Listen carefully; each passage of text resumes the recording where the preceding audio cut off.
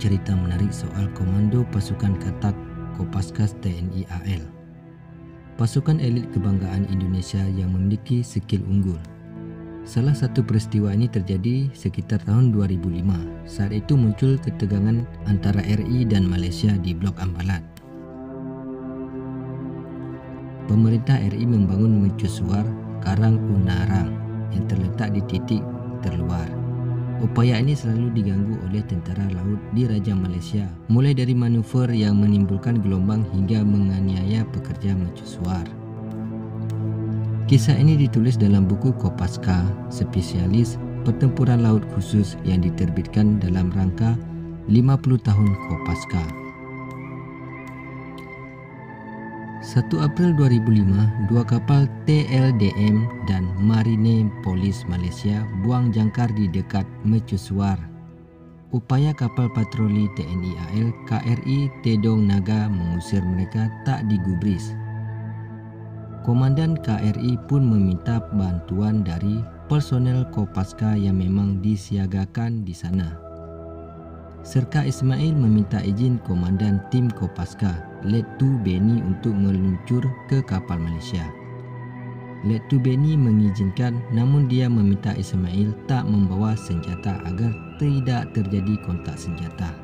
Serka Ismail melaju dengan motorbot bersama Serda Muhadi dan Kelasi 1 Yuli Sungkono. Ismail memerintahkan motorbot untuk melaju zigzag dengan kecepatan tinggi. Tujuannya agar perhatian anak buah kapal atau ABK Malaysia tertuju pada motorbot. Sementara itu Ismail melompat dan berenang senyap menuju kapal Malaysia. Tanpa diketahui satupun ABK kapal Malaysia, Ismail naik ke atas kapal. Dia mendobrak pintu samping kapal sambil berteriak, "Kapten kapal, keluar!" Dengan nada tinggi, Ismail bertanya apa keperluan kapal Malaysia di tempat itu. Sang kapten kapal Malaysia menjawab normatif, hanya menjalankan perintah dari atasan.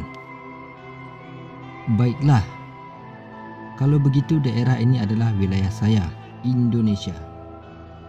Jadi setelah saya turun dari kapal ini, segera pergi dari wilayah ini.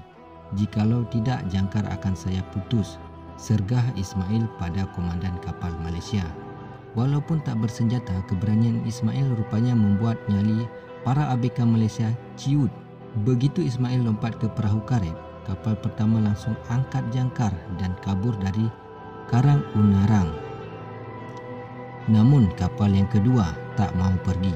Serka Ismail dan tim Kopaska segera melaju ke kapal yang kedua. Aksi mereka dihalangi sehingga Ismail tidak bisa naik ke atas kapal yang kedua. Ismail segera menuju tali jangkar. Dia berteriak sambil menggoyang-goyangkan tali jangkar. "Jikalau kalian tidak pergi, tali jangkar ini akan saya ledakkan," ancam dari Ismail.